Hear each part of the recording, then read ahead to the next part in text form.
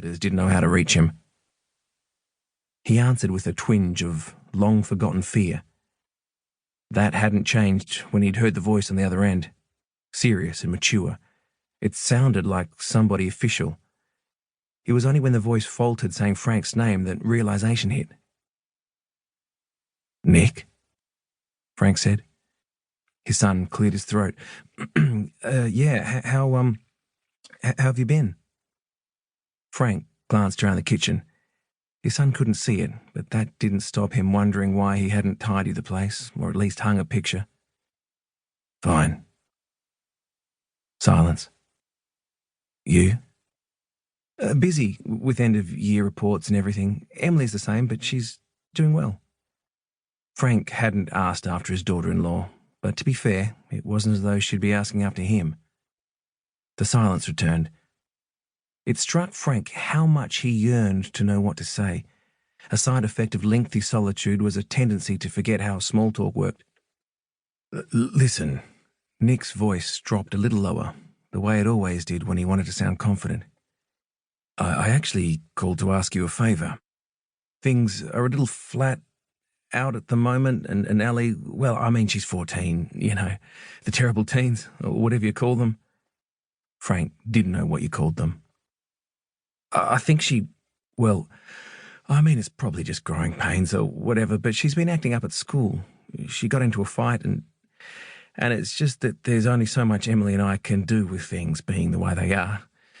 Even if we had all the time in the world, I kind of feel like it wouldn't help. You know what it's like when you're at that age, your parents are public enemy number one." Nick's voice was getting higher, faster. Whatever he wanted to ask, he was scared to do it.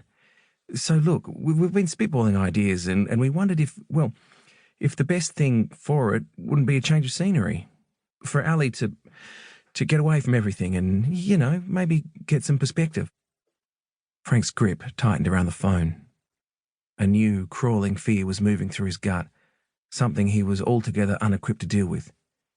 "And I mean, Emily's parents live overseas, and you're out there by yourself, so, maybe it'll be good for you." "What will be?" If she came and stayed with you for a while." Frank leaned against the bench. His mind moved fast into overdrive, racing through excuses. What the fuck was he supposed to do with a surly teen skulking around the place? He could barely look after himself. He wouldn't have the first clue of how to talk to her in the house. The kitchen suddenly looked a lot worse than basic.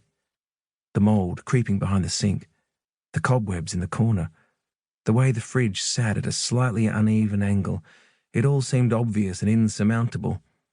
A handful of the million wrong things in his life that he really did not want reported back to his son. "Nick, look, you'd be doing us a favour, Dad, a really big one." He could hear it in Nick's voice, the plea he was trying so hard to bury beneath nonchalance. The last time his son had spoken to him that way, they'd still lived in the same house, and Frank had been too drunk to do anything more than crawl into bed and pretend it wasn't happening. "All right," he said. "All right. When were you thinking?" After that, it had all happened fast. Faster than Frank was used to or ready for. And now, here they were. He stopped briefly on the porch, as he did every morning. His weatherboard house was small and on the wrong side of modest, but he wasn't trying to impress anyone. Stretching out in front of him, past the outline of the curving dirt driveway that the gloom hid too well, all he could see was the gently swaying long brown grass spanning the distance between where he stood and the dark, barely visible shape of the rear of the roadhouse, the invisible highway just past it, and the vast sky beyond, alive with the first glow of dawn.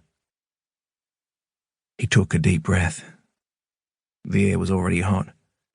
All he could smell was earth. Sometimes, after rain, or if there'd been a bushfire nearby, it was different. Sometimes the air smelt alive and fresh or full of warning. Most of the time, it was just earth.